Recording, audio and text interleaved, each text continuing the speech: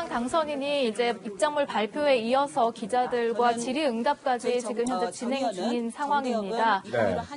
윤미향 당선인이 땀을 굉장히 많이 흘리면서 대답을 하고 있네요. 네, 어쨌든 지금 뭐 20여 분 동안 입장 발표했는데 저희 좀 두 의원님들께 좀 얘기를 좀 들어봐야 될 것 같은데 먼저 김성태 의원님. 예.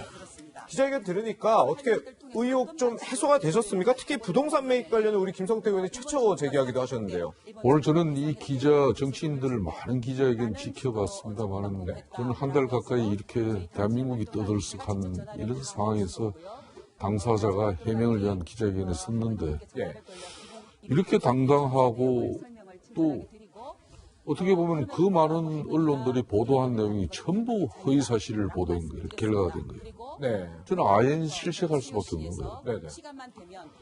본인 이야기대로는 이 사건은 이런 거예요. 크게 첫 번째는 그동안 이제 국고 지원 보전금, 여성가족부라든지 때로는 서울시 이런 거기서 한 13억 가까이 이렇게 국고를 지원받아가지고 예. 이 국고 지원 보조금이죠. 예. 이걸 받아가지고 제대로 이 사용 용처를 공시하지 않아서 5억밖에 공시를 하지 않았어요. 네네. 그 사라진 8억에 대해서 하나도 지금 현재 해명이 없잖아요. 그냥 넘어가 버렸어요, 이거는. 이게 윤석열 검찰총장도 지금 현재 검찰 수사에서 가장 중요시 여기는 부분이에요. 예. 공적 자금이 투입됐기 때문에 정확하게 이건 들여다봐야 된다. 네. 그 부분에 대해서는 지금 해명이 전혀 빠져 있죠. 예, 예. 자, 이제 두 번째가, 사실상 그 안성 쉼터 매입 과정을 이야기합니다. 저거는 너무 나중에 어떻게 본인이 감당하기 위해서 저렇게 해명하지 저는 납득이 가지 않아요. 예. 2007년도에 그 안성 쉼터의 건축주, 그러니까 이제 건물주의 부인 명의로 된 저 주택인데 2007년 당시에 7,600만 원의 땅을 매입을 했어요. 그리고 2012년도에 건축을 해가지고 저게 이제 건축물 대장에 올라갔는데 그때 건축물 대장에 올라가 있을 때 제가 오늘 이 중요한 사실을 하나 밝히는데 건강보험공단에 압류가 돼 있었어요. 이 건강보험공단 금융기관 압류도 아니고 뭐 은행 이 땅을 담보 대출 받아서 압류 당한 것도 아니고 건강보험공단으로부터 압류가 돼 있었어요. 그게 이제 2013년 이제 10월 8일 상황인데 이거 압류를 갖다가 2013년 당시 9월 12일 날 해제를 해요. 바로 윤미향 당선인으로부터 계약금 1억을 받고 이 건물주가 이 건강보험공단 압류를 해제를 합니다. 그렇게 하고 이제 매매가 이루어진 겁니다. 7억 5천에. 그런데 그 부분에 대해서 당시 이 거모 스틸하우스 지금 본인이 이야기하는데 저 거모 스틸하우스가 저 건축주가 그 업체예요. 평당 350에서 400만 원 정도 소요되는 아주 훌륭한 공법이다. 저 물건을 소개한 이규민 지금 안성 국회의원 당선자 안성신문 대표였죠. 그 안성신문에 쉽게 말하면은 이 내용이 들어가 있어요. 그렇군요.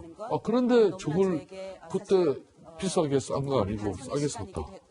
말이 안 되는 이야기를 지금 해명하고 있죠. 지금 김성태 의원 뭐 내용이 해명 제대로 안 돼 있고 심지어 새로운 의혹까지 또 제기를 하셨는데 우리 민병도 의원께서는 어떻게 생각하시나요? 저는 한국 사회의 여론 재판, 그러니까 어떤 그 광풍이 몰아칠 때, 그러니까 광기가 몰아칠 때 어떻게 이 한 사건을 재단하고 하는 거에 대한 어떤 굉장히 그 중요한 사례를 남겼다고 생각을 해요. 뭐 쓰나미가 불면 사람의 해명이라고 하는 것이 사실은 거의 의미가 없습니다. 그러나 이렇게 시간을 두고 결국 최종적인 완결판을 갖다 제시했는데요. 저도 이와 관련해서 여러 번 입장을 표명하고 또 예의주시해서 쭉 봐왔습니다만 민주당에서 이 입장 표명을 유보한 것으로 봐서는 충분히 소명이 가능했기 때문에 그동안 입장 표명을 유보했던 것이 아닌가 하는 생각이 들었는데 이 입장 표명 이 정도면 소명이 됐어요. 오늘 사실 뭐 보면 다 소명이 된 거죠. 사실 앞에 것들은 뭐 대부분 저 안성 땅 문제랄지 뭐 기타 문제들 같은 경우는 사실 뭐 우리가 또 들여다 보면은 충분히 이런저런 해명 자료들 보면 다 설명이 가능한 부분이었어요. 예. 뭐 조경공사에 돈이 많이 들고 실제로 평당 600만 원이 들고 뭐 정자공사에 돈이 들고 그래서 실제로 9억 정도 7억 9천 정도가 들었다는 얘기 다 설명이 됐던 부분이니까 그래도 여전히 그것다 뭐 비판적으로 접근할 수는 있겠지만 저는 뭐 그동안 충분히 소명이 됐던 부분이고 마지막 하나가 개인 계좌 유형이 있었냐 없었냐 하는 부분이에요. 근데 개인 계좌에 대해서는 본인이 30년치 들여다봤다는 거 아닙니까? 그리고 충분히 소명이 가능하다는 것이고 항상 그 개인 계좌에 대해서도 부기를 해뒀다는 거 아니에요, 그때마다. 그래서 그런 것들에서 어떻게 보면 좀 깔끔하게 좀 해명을 하지 않는가 하는 생각이 듭니다. 그리고 지금 방금 말씀하신 국고보조금 문제는 이 정의기억연대가 해명할 문제가 아닙니다. 국고보조금은 수혜자하고 사업자한테 직접 지불이 되게 돼 있어요. 그러니까 정의기억연대에 지불되게 되는 게 아닙니다. 정의기억연대의 공시사항이 아닙니다. 예, 그렇군요. 일단 보니까 오늘 윤미향 당선자의 어떤 의혹의 해명은 있었지만 거취 표명과 관련해서는 사퇴 없이 계속 가겠다. 의정 활동을 통해서 뭔가 보답하겠다. 열심히 하겠다. 이런 입장을 밝혔거든요. 사실 근데 최근 여론조사를 좀 살펴보면 윤미향 당선인이 사퇴를 해야 된다라는 의견이 조금 압도적으로 높은 그런 결과가 나왔습니다. 이 부분에 대해서 우리 민병도 의원님께 먼저 여쭤볼게요. 어떻게 생각하시는지요? 사실 국회의원이 사퇴해야 하냐 안 해야 하는 문제, 근데 법적으로 우리가 구분할 게 있고, 혹은 자기 자신 어떤 도덕적 어떤 그 결백감을 갖고 자기 자신 들여다보면서 자기 결단에 대해서 하는 경우가 있어요. 사실 그게 중요하다고 생각합니다. 그리고 도덕적 저항이 비판이 너무 강할 때, 그래서 자기가 도저히 의정 활동을 할 수 없을 때일 경우인데, 여론만 갖고 우리가 판단하는 것, 여론만 갖고 판단하게 된다고 한다면, 그거는 저는 수긍하기가 힘들어요. 어쨌든 국민의 어떤 선택에 의해서 당선된 거 아니겠습니까? 그리고 이제 오늘 이 소명이 굉장히 중요한 것 같아요. 이 소명이 이제 어쨌든 여론에 굉장히 큰 영향을 미치겠죠. 충분하다라고 국민이 봐야 되느냐, 아니면 그것이 그렇지 않다 이렇게 봐줄 수 있냐 하는 것이 굉장히 큰 분기점이 될 텐데. 다만 이제 우리가 국민들의 어떤 큰 어떤 그 본인이 얘기했듯이 국민들한테 심려에 끼쳐서 죄송하다고 생각하면은 조금 더 이렇게 낮은 자세로 이렇게 임하면 국민들이 더 봐야 되게 좀 편하지 않았을까 하는 생각을 해봅니다. 네, 우리 김성태 의원님께서는 아까 뭐 의혹 해소가 조금 미진하다 이렇게 평가를 하셨지만 어쨌든 사퇴 표명을 하지 않고 계속 의정 활동을 하겠다라고 말한 부분에 대해서 좀 어떻게 보세요? 저는 정치인의 한 사람으로서 이제 본인이 이런 시민사회 운동 시절과 완전히 선을 꺼야 되는데 여전히 끊지 못하고 지금 기자회견을 한 것이죠. 사실상 이제 정치에 입문하기 이전에 이제 시민사회 운동 활동을 통해서 그동안 뭐 부실한 회계 처리라든지 또 자신 개인 계좌를 통해서 모으면서 좀 많은 국민적 의혹이 있었다. 이런 부분에 대해서는 검찰 수사를 통해서 성실히 밝혀나가겠다. 잘못됐다. 뭐 이런 게 아니고 너무나 당당한 모습이죠. 지금까지 그냥 일부 언론들의 왜곡된 보도에 의해서 자기는 큰 피해를 받은 그런 피해자 코스프레로 오늘 기자회견을 한 것이에요. 제가 좀 전에도 지적했듯이 이번 사건은 제일 중요한 게 사라진 국고보조금 8억에 대해서 분명히 아까 민병두 의원님은 뭐 공시 대상이 아닌데 절대 그렇지 않습니다. 국고지원보조금은 공시 대상이에요. 정확하게. 또 두 번째 이 법인 계좌가 있음에도 본인의 개인 계좌 4개를 통해서 그 김보동 할머니 뭐 이런 조의금부터 해가지고 많은 9건에 해당하는 이런 한마디로 모금을 했어요. 그 용처 사용에 대해서 그건 쓰고 남은 거는 정대협에 뭐 썼다. 이런 정도로 해명하고 말았어요. 그걸 구체적으로 계좌별로 이렇게 나열을 해줘야 되죠. 물론 검찰 수사 때문에 한계가 있다는 이야기는 덧붙였습니다만 안성 쉼터 부분은 본인도 인정했지 않습니까? 8대 당시 그러니까 올 4월 달에 이용수 할머니 첫 기자회견 이후에 매각할 때 당시 시세가 이게 맞는 가격이다. 그러니까 본인이 인정한 거예요. 그러니까 2013년도에 이걸 매입하는 과정은 이 건축주는 시가 9억대인데 싸게 팔았다 그랬는데 싸게 팔린 집이면은 왜 그지 1년 넘게 이 수원시의 건축물 대장을 보면은 2011년도에 건축물이 완공이 됐어요. 또 매각이 안 돼 있었던 거예요. 아까 이야기했듯이 건강보험공단에 심지어 압류까지 들어와 있어서 윤미향 당선인이 1억의 계약금을 지불하니까 그 돈 가지고 이 압류를 해제를 했는데 그렇게 하고 7억 6천을 받았는데 어떻게 이게 고가 매입이 아닙니까? 저는 이 납득이 안 가는 해명을 가지고 국민들에게 한 30분 가까이 시간만 끌었다는 것은 이 대단히 불행한 일이에요. 우리 안성쉼터 부분을 가장 이렇게 강조를 하고 계신데요. 안성쉼터야말로 가장 쉽게 이해가 되는 부분이라고 생각합니다. 저는 뭐, 우리 화면으로만 봐도 예. 그 집이 그 조경이나 여러 가지 공사에 얼마나 돈을 들였는가. 그래서 고가 매입이 아니라 이렇게 생각이 들고. 그 다음에 최근에 와서 부동산 시세를 갖다 반영하고 감가상각을 반영했다고 하는 건 굉장히 합리적인 설명이라고 저는 봅니다. 예. 그리고 언론이 이제 그동안 문제 제기를 할 때 왜 구세청 공시를 갖고만 들여다보느냐. 실제로는 그 정의원 홈페이지에 나와 있는 공시를 봐야 되는데 그 차이점이 있다면 왜 있는 거냐 이걸 들여다보지 않았다는 거죠. 그러니까 우리나라 구세청 그 공시에는 사실은 자선단체와 또 시민운동가 단체가 쓸 수 있는 어떤 그런 회계 틀이 아직 정립이 되어 있지 않다는 거예요. 그러니까 정의원 홈페이지는 아주 상세하게 기록되어 있는데 구세청 그 홈페이지에 있는 양식에 따라서 신고를 하다 보면 어떤 것이 압축되기도 하고 생략되기도 하고 모아져서 하기도 한다는 것이죠.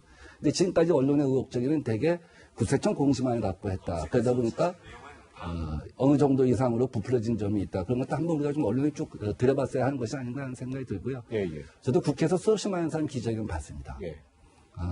이러한 사건과 각종 네네. 의혹제기 사건과 관련해서. 근데 지금 오늘 각종 의혹제기에 대해서 해명을 할 때 지금 저처럼 이제 내일 모레 검찰 수사가 임박을 했는데 예.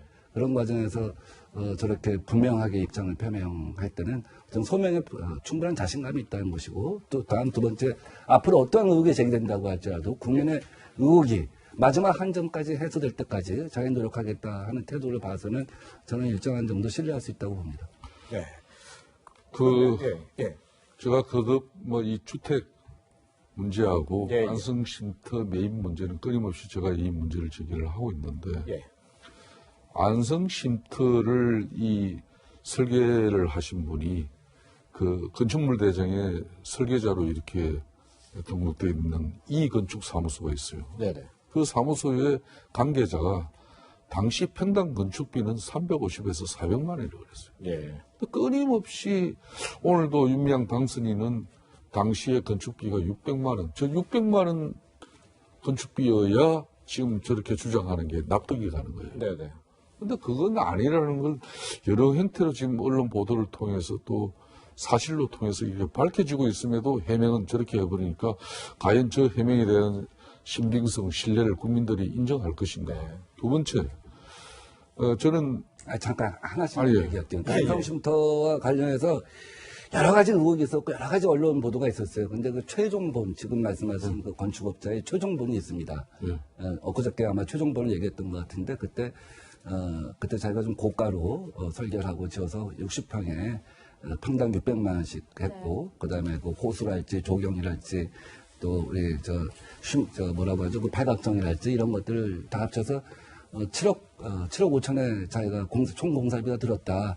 그래서 9억 정도는 매각했으면 하는 생각을 갖고 있었는데 좋은 일에 쓴다고 해서 자기가 7억 3천을 깎아줬다고 해서 그 최종적인 입장을 표명했습니다. 그래, 민혜님. 그렇게 최종적인 입장을 바로 그분이 건축주 김웅건 씨라는 사람인데, 그 실질적으로 안성쉼터는 부인 명의로 되어 있었어요.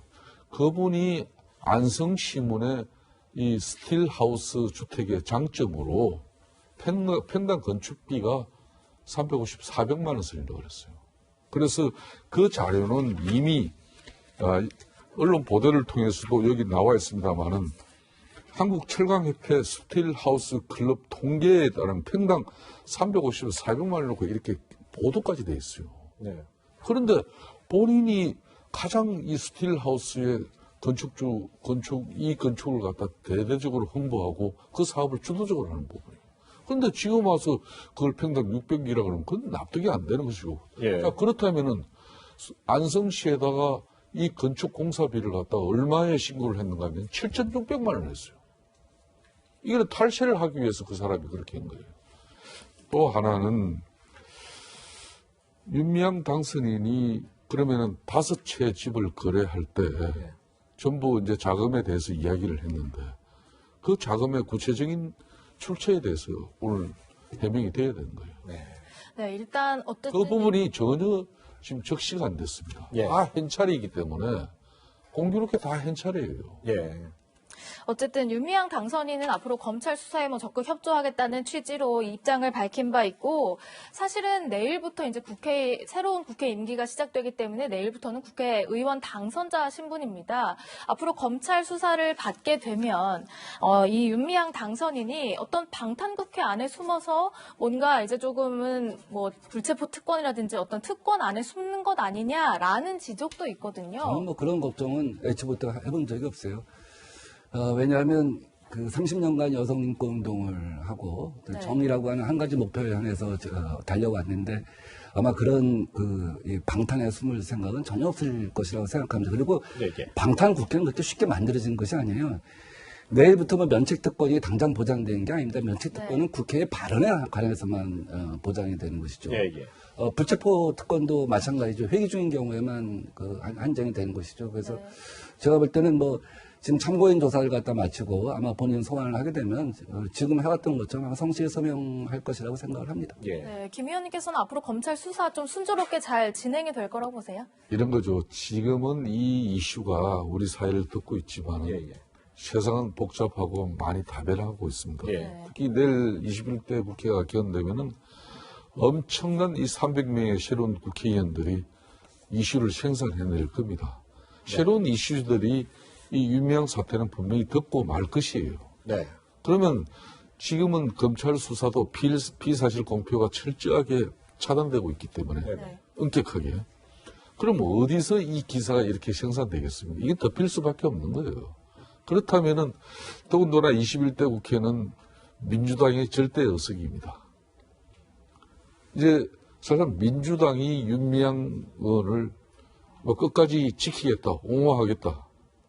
그러면은 답이 없는 거예요. 예. 결론은 본인이 검찰 수사에 이제 성실하게 검찰이 소환 요구하면은 성실하게 응해주고 그 결과 검찰이 이제 뭐 기소를 하면은 이제는 한마디로 사법적인 판단을 따르는 그런 절차로 가기 때문에 앞으로 시간이 너무 많아졌습니다. 네. 네, 윤미향 당선인 11일 만에 공식적 입장을 밝힌 모습까지 두 분과 함께 지켜봤습니다. 의원님 오늘 말씀 감사합니다. 예.